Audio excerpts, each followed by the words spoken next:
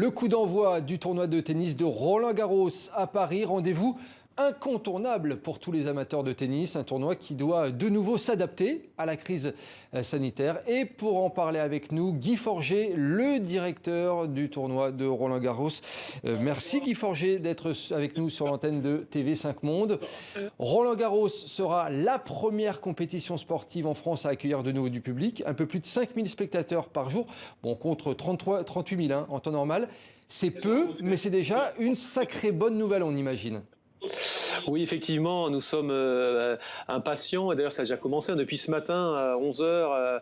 De voir les joueuses et les joueurs sur les terrains évoluer. En plus, vous l'avez remarqué sans doute, le soleil est de la partie. Donc ça nous change des conditions automnales, froides et humides que l'on a eues au mois d'octobre dernier. On avait 1000 personnes. Aujourd'hui, on en a 5000 dans le stade. Et ça, c'est vraiment la bonne nouvelle. Alors des matchs au soleil, mais des matchs également à la tombée de la nuit, puisque cette année, il y aura des matchs en nocturne dès 21 h. C'est une des grandes nouveautés, hein, et ça se faisait déjà dans d'autres tournois comme à Melbourne ou à New York. Absolument, c'est vrai, les sessions de soirée, c'est la grande nouveauté de cette édition 2021. Maintenant, vous l'avez dit, il y a un couvre-feu à 21 h, donc malheureusement, toutes les premières sessions de soirée se joueront à huis clos. Donc les gens pourront suivre ça sur le poste de télévision, et il n'y a que le match du 9 juin, puisque la jauge change à ce moment-là, et le couvre-feu passera justement à 23 h, que nous pourrons accueillir une session de soirée avec justement 5000 personnes, cette fois-là, dans le stade Philippe Chatrier. Des matchs nocturnes sans public, donc jusqu'au 8 juin, couvre-feu oblige, mais que l'on pourra voir sur la plateforme Amazon.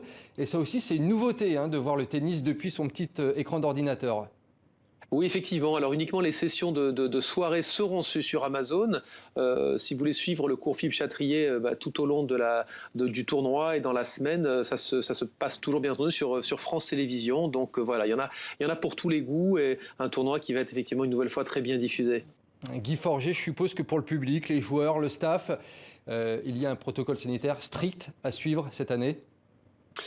Oui, écoutez, alors en ce qui concerne les joueurs et leur staff, hein, les accompagnants, ils doivent passer un test PCR tous les 4 jours, excepté ceux qui sont vaccinés, bien entendu, ou ceux qui ont des anticorps, hein, donc qui étaient déjà en contact avec le Covid depuis moins de 6 mois.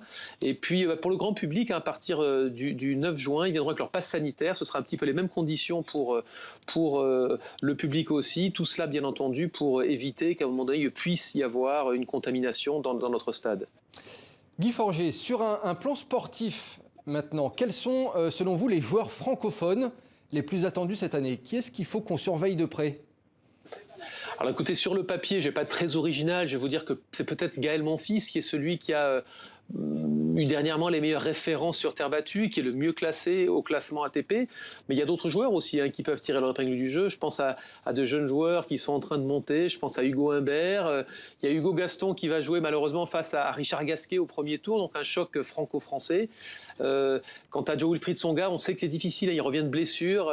Il joue ici à Roland-Garros avec des ambitions peut-être pas aussi grandes qu'à l'accoutumée. Et puis, bon, il y a là encore, après, il y a pas mal d'autres joueurs français, puisqu'ils sont au nombre de 18 dans le tableau final chez les garçons cette année. Et puis, on va suivre aussi les filles de très près.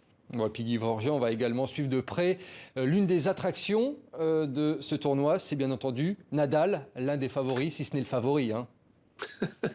Oui, c'est vrai, il y a un mois de cela, je vous aurais dit qu'il n'était pas forcément le grand favori, parce qu'il il avait perdu à Monte-Carlo, tournoi qui gagnait systématiquement chaque année. Il avait perdu à Madrid contre Zverev. Et puis, comme par enchantement, il y a une quinzaine de jours, son niveau de jeu se met à progresser. Il gagne le tournoi de Rome en Italie en battant le numéro 1 mondial Djokovic en finale.